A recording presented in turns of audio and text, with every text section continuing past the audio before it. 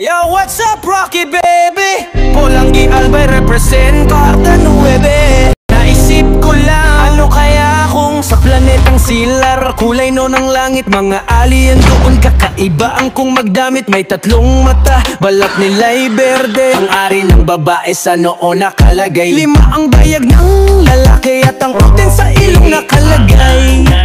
Pag-ibig nila'y psychic, damdamin ay libre, walang gender roles, lahat ay pantay-pantay. Pero may isang grupo, manyakis kung atakihin ng libog. Lahat sila'y sabay-sabay, Earth ang target natin, sigaw ng leader nila. Mga babae doon, tiyak na masasarap sila. Nakuyari sa sakupin yata tayo ng mga manyakis na alien na to. Paktahil, super manyakis, tagapagligtas ng bayan.